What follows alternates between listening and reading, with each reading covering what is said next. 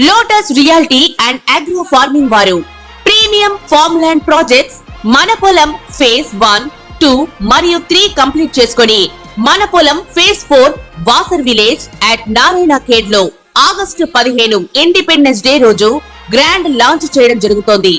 Launching మరియు independence day సందర్భంగా 5 guntas land out rate లో బుక్ చేసుకున్న వారికి 1,50,000 రూపాయల డిస్కౌంట్ తో పాటు 2 గ్రాముల గోల్డ్ ఫ్రీగా ఇస్తున్నారు. పూర్తి వివరాలకు సంప్రదించండి. నమస్తే. శ్రీ గురుభ్యో నమః. శ్రీ మాత్రే నమః. ఆదిత్యాయ చ సోమాయ మంగళాయ బుధాయ చ గురు శుక్ర శనిభ్యే రాహవే కేతవే నమః. జపాకుసుమ సంకాశం కాశ్యపేయం మహాధృతిం తమోరిం సర్వపాపగ్నం ప్రణతోస్మి దివాకరం.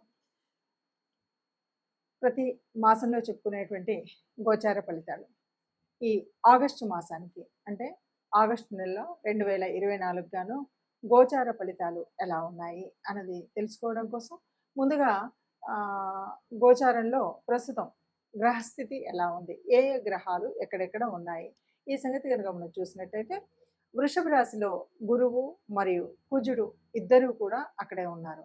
అయితే కుజుడు 27న మిథునంలోకి వెళ్తాడు. ఇక కర్కాటకంలో రవి ఉన్నాడు. ఈ కర్కాటకంలో ఉన్నటువంటి రవి తన స్వస్థానానికి 17వ తారీఖున వెళ్తాడు, సింహరాశిలోకి వెళ్తాడు. తర్వాత మరి సింహరాశిలో బుధుడు ఉన్నాడు, శుక్రుడు ఉన్నాడు. ఉన్నటువంటి బుధుడు 6వ తారీఖు నుండి వక్రించి వెనక్కి వెళ్ళడం అనేటువంటిది కనిపిస్తుంది. ఇక శుక్రుడు తాను 25వ తారీఖు నుండి కన్యారాశిలోకి ప్రవేశించడం అనేటువంటిది జరుగుతుంది.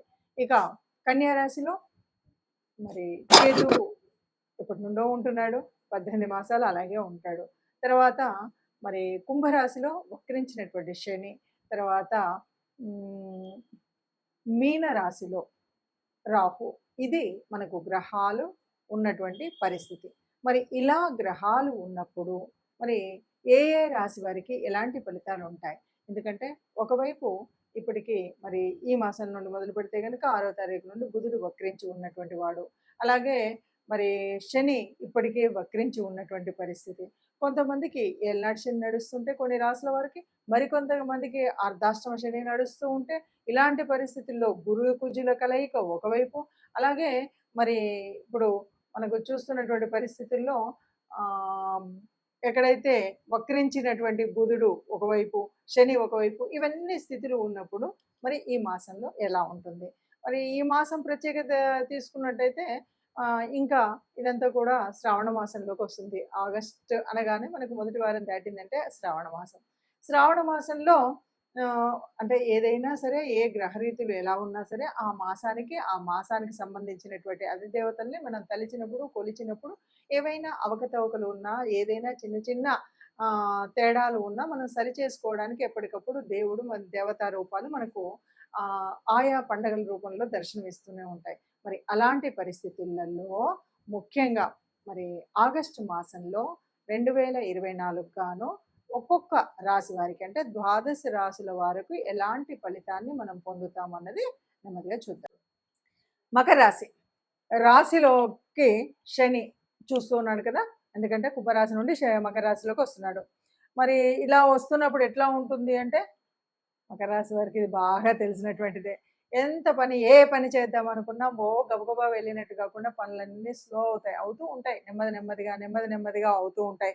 అట్లాగే ఎవరైనా తన యొక్క తోబుట్టువులు ఉంటే వాళ్ళతో చేసేటువంటి వ్యవహారాలు ఏమైనా ఉంటే కనుక, అంటే అక్కతో కానీ, చెల్లితో కానీ, అన్నతో కానీ, తమ్ముడితో కానీ ఏదైనా మన వ్యాపార సంబంధమైనటువంటి విషయాలు, లేకపోతే ఇంకేదైనా విషయాలు ఉంటే మాత్రం కొద్దిగా పాజిటివ్గానే ఉంటుంది. ఇది ముఖ్యంగా ప్రాపర్టీ రిలేటెడ్ విషయాలు అయితే కదా చక్కగా లాభాలు అయితే ఉంటాయి. మధ్యవర్తులుగా అంటే ఈ మకర రాశి వారు ఎవరైనా మధ్యవర్తి వ్యాపారాలు చేస్తూ ఉంటారు కదా, దళారులు అంటారు. ఈ దళారులుగా పనిచేస్తున్నటువంటి వారికి అయితే చక్కటి లాభాలు ఉంటాయి. కాకపోతే ఒకే విషయం చాలా స్పష్టంగా చెప్పొచ్చు, ఇది తమ సంతానం వల్ల లేనిపోని స్ట్రెస్ తీసుకోవాల్సి వస్తుంది. ఒకడు చెడ్డవాడు ఉండొచ్చు, ఒకడు దుర్మార్గుడు ఉండొచ్చు, ఒక అమ్మాయి మనం చెప్పిన మాట అస్సలు వినకపోవచ్చు. లేదంటే ఆ పిల్లలకి అనారోగ్యం ఉండొచ్చు. ఇలా లేదంటే వాళ్ళకేదో ఉద్యోగ సమస్యలు ఉండొచ్చు. లేదు వాళ్ళకి వివాహ సమస్యలు ఉండొచ్చు. మొత్తంగా పిల్లల మూలంగా, సంతానం మూలంగా బాగా స్ట్రెస్ అయితే ఉండేటువంటిది పరిస్థితి అయితే కనిపిస్తుంది. ఇంకా ఇక్కడ ఒకటేంటంటే పూర్వీకులకు సంబంధించినటువంటి సంబంధిత వివాదాలు ఉన్నాయనుకోండి. ఇంతకుముందు ఏదైనా సరే మనకు ఎప్పటి నుండో ఉన్న తాత ముత్తాతల నాటి ఆస్తులు ఉన్నాయి. అవి గొడవల్లో ఉన్నాయంటే కాస్త తగ్గినట్టు అనిపిస్తాయి. మళ్ళీ ప్రారంభమవుతాయి. అంటే దీనివల్ల మనకి పెద్ద బెనిఫిట్ ఉన్నదేం లేదు. ఎక్కడుందే అక్కడే ఉంటది. కాస్త తగ్గినట్టు అనిపించినా మళ్ళీ ప్రారంభమవుతాయి కాబట్టి అంత తీసుకోక్కర్లేదు. కాకపోతే మనకున్నటువంటి ఆర్థిక వ్యవస్థ మాత్రం చాలా పాజిటివ్‌గా ఉంటుంది అని చెప్పొచ్చు. ఇది మనం మొదటి పక్షంలో చూస్తే, ఇక రెండవ పక్షంలో కూడా దాదాపుగా ఇదే స్థితి కనిపిస్తుంది. దాదాపుగా ఇదే స్థితి అంటే రెండవ పక్షంలో కూడా మకర రాశి వారికి ఆర్థికంగా బాగుంటుంది.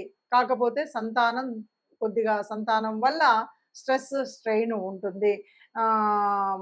తన తోబుట్టువుల వల్ల చక్కగా పాజిటివ్ రిలేషన్ ఉంటుంది. పాజిటివ్‌గా లాభాలొస్తాయి. ఇక వివాహాలు అలాంటి సంబంధాలు ఉంటే మాత్రం కాస్త నిదానమే అవుతాయి. తొందరగా అయ్యేటువంటివైతే కాదు. ఏదైనా ఆర్థిక వ్యవస్థ కోసం బ్యాంకులో ఏదైనా అప్పులు తేవడానికి గానీ, మనం తీర్చడానికి ప్రయత్నించినా కాస్త ఆలస్యంగా మాత్రమే ఈ పనులు జరుగుతాయి. అన్ని పనులు జరుగుతాయి. పాజిటివ్‌గానే ఉంటుంది గానీ, గబగబా జరగకుండా నెమ్మదిగా జరుగుతుంది.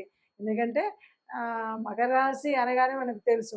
మొదటగా ఏళ్ళనాటి శని ఉంది. రెండోది శని వక్రించి ఈ రాశి వైపు వస్తుంది. ఈ 2 పరిస్థితుల మూలంగా మనకు ఈ పరిస్థితి అనేది కనిపిస్తుంది.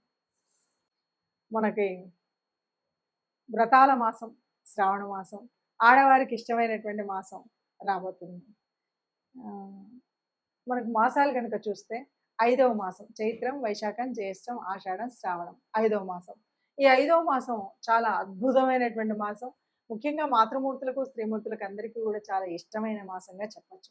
ఇది వ్రతాలు, నోములతో నిత్య కళ్యాణం పచ్చతోరణంగా కలకలలాడుతూ ప్రతి ఇంటా కూడా ప్రతి శ్రీమూర్తి లక్ష్మీదేవిలాగా ఉండేటువంటి మాసం ఈ మాసం.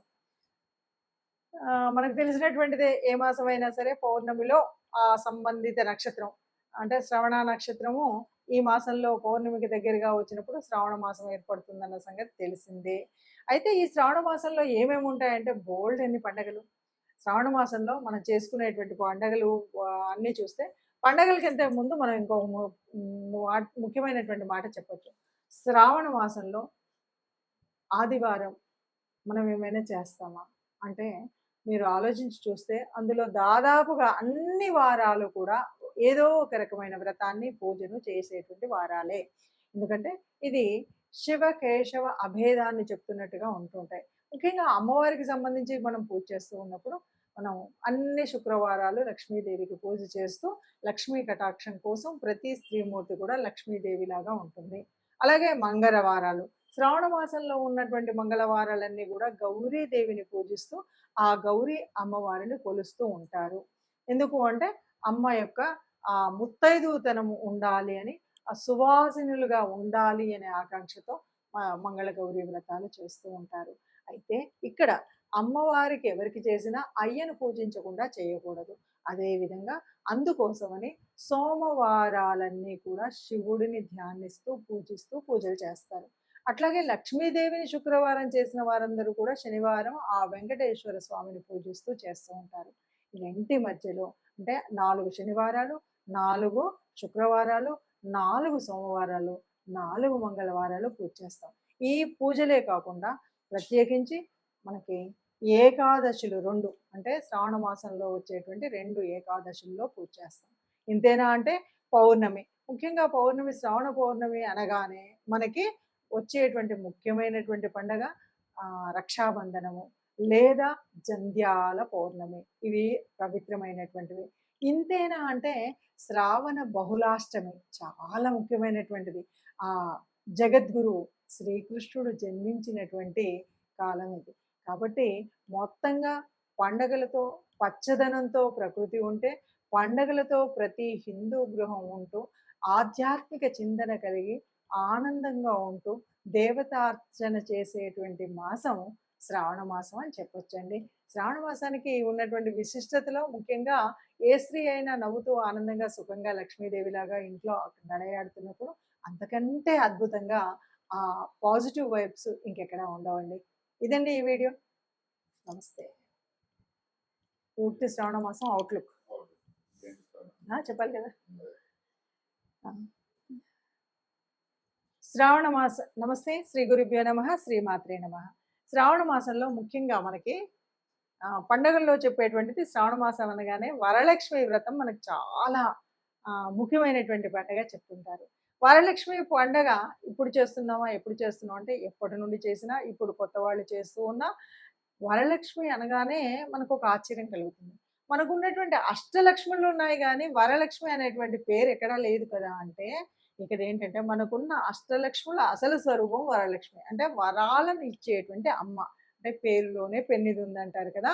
అలాగా అమ్మ మనకు వరాలను ఇస్తూ ఉంది. ఎలాంటి వరాలను ఇస్తాయి? నువ్వు సవ్యమైనటువంటి పద్ధతిలో, సవ్యమైన నడతతో ఉంటే నీకు వరాలు వస్తాయి అని మనకు చెప్పడం కోసం ఇక్కడ ఒక కథ కూడా ఉంటుంది. ఎలా ఉంటుంది అంటే, మనకి వరలక్ష్మి వ్రతం అప్పుడు మనకి ఆ పేరేంటి నాన్న మర్చిపోయినా.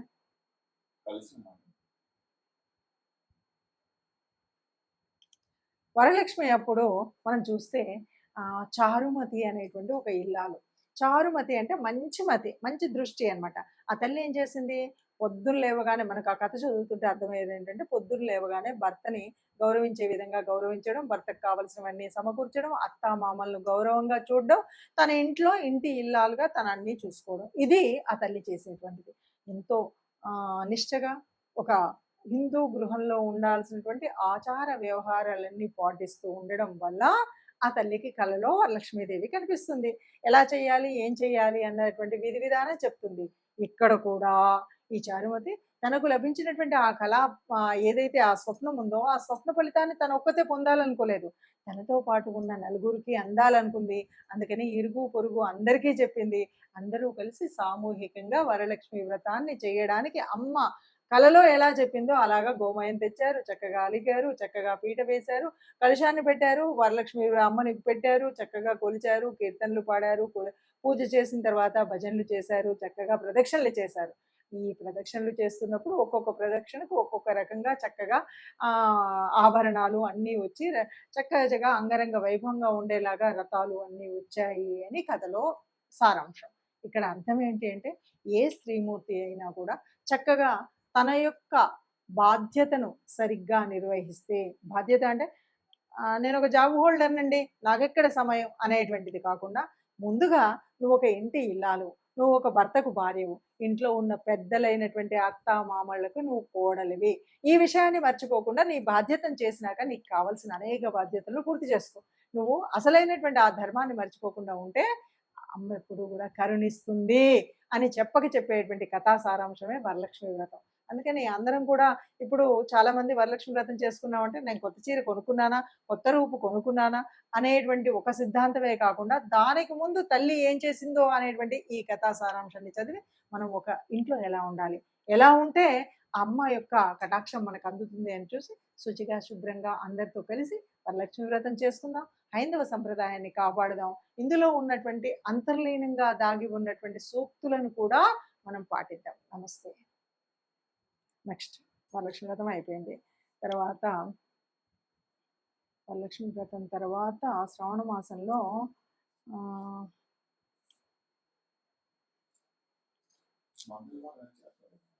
చేస్తారు, మంగళగౌరి వ్రతాలు చేస్తారు. నమస్తే. శ్రీ గురుభ్యో నమః. శ్రీ మాత్రే నమః. శ్రావణ మాసం అనగానే వ్రతాలు నోములు అన్నాం కదా. ఎలాగైతే శుక్రవారాలు చేస్తారో అలాగే మంగళవారాల్లో కూడా శ్రావణ మంగళ గౌరీ వ్రతాలు అని చేస్తారు. ఇక్కడ కొంచెం తేడా ఏంటంటే, శ్రావణ శుక్రవారాలన్నీ అత్తింట్లో మనకు చేసుకుంటూ ఉంటాం. మంగళ గౌరీ వ్రతాలు అనేసరికి ఇది పుట్టింటి వాళ్ళు అమ్మాయికి పట్టించేటువంటి ఒక నోము, ఒక వ్రతం. ఇది ఎలా ఉంటుందంటే, కొన్ని చోట్లయితే పెళ్లికి ముందు నుండి చేస్తూ పెళ్ళైన తర్వాత దాన్ని తీర్చడం అనేటువంటిది ఒక వ్రతాన్ని మనం ఉద్వాసన అంటాం కదా, అలా చేయడం. కొంతమంది పెళ్ళైన తర్వాత చేస్తూ ఉంటారు. ఇది 5 మంగళవారాల, 5 సంవత్సరాల, 11 సంవత్సరాల, 9 సంవత్సరాల వారి ఇంటి ఆచార వ్యవహారాన్ని బట్టి ఉంటుంది. ఏది ఏమైనా మంగళవారం ఆ తల్లి పార్వతీదేవికి నమస్కరించి పూజ చేస్తారు. ఆవిడే గౌరమ్మ, ఆవిడే గౌరీదేవి, ఆవిడే సర్వమంగళ, ఆవిడే సర్వ దేవత. ఆ తల్లికి ఎందుకు పూజ చేస్తారు ఏమిటి అంటే, తల్లి నువ్విచ్చినటువంటి ఈ సువాసిని తత్వం ఏదైతే ఉందో అది చల్లగా కాపాడు. సర్వమంగళ మాంగళ్యే అని మనం ఎందుకంటాము అంటే, ఆ తల్లి శివే సర్వార్థ సాధకే కదా! ఆ అమ్మ శివుడి ఇల్లాలు. కాబట్టి ఆ తల్లి తన మాంగళ్యంని కూడా ఒకసారి పణం పెట్టింది అంటారు. ఎందుకంటే అంతకుముందు ఆ తల్లి వివాహిత కావడం కోసం, శివుడిని వివాహం చేసుకోవడం కోసం కొన్ని వేల సంవత్సరాలు తపస్సు చేసుకొని పొందినటువంటి ఆ మాంగళ్యాన్ని లోక కళ్యాణం కోసం ఎప్పుడైతే సంద్రం నుండి పాలసముద్రం చిలికేటప్పుడు ఆలాహలం వచ్చిందో, అప్పుడు ఆ పరమాత్మని ఆలాహలాన్ని మింగమని తాను కోరింది. మింగెడివాడు విభుడని, మింగెడిది గరళమని.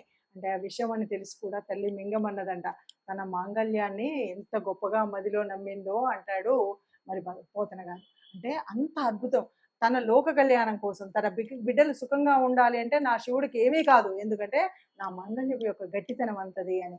అందువల్లే ఇప్పటికీ ఎప్పటికి కూడా మనం ఒక వివాహం చేసే ముందు గౌరీ పూజ చేయిస్తారంటే, ఇప్పటిలాగా ఫోటోలకు పోజ్ ఇచ్చుతూ గౌరీ పూజలో నేను ఎంత అందంగా ఉన్నాను, ఎన్ని రకాల బొట్లు పెట్టి ఎన్ని రకాల దిక్కులు చూశాను అన్నది కాకుండా, చక్కగా నిండుగా వివాహానికి తన కళ్యాణం ఆ పందిరిలోకి వెళ్ళే ముందు చక్కగా ఒక్కొక్క అక్షతను నెమ్మదిగా వేస్తూ ఆ మాంగళ్యను, ఆ సర్వమంగళ మాంగళ్యను కొలుస్తూ ఉండి, తల్లి గౌరీదేవి నిన్ను నువ్వే కాపాడాలి, నేను జీవితకాలం సువాసినిగా ఉండాలి అని కోరుకునేటువంటి ఆ గౌరీ పూజను ఒక పద్ధతిగా చేయండి.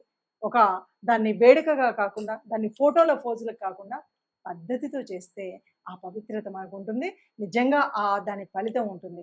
అట్లాంటి తల్లిని మనం శ్రావణ మాసంలో ప్రతి ముత్తైదువు కూడా మంగళగౌరి వ్రతాలు చేసుకుంటారు. ఇంటి ఆచారాన్ని బట్టి కొంతమంది కొన్ని సంవత్సరాలు దాన్ని తీర్చడం ఎలాగా అనేటువంటి ఒక పద్ధతిలో చేసుకుంటారు. ఏది ఏమైనా అమ్మను కొలవడం మన ఆచారం. ఆ సంస్కృతిని మనం పాటిద్దాం.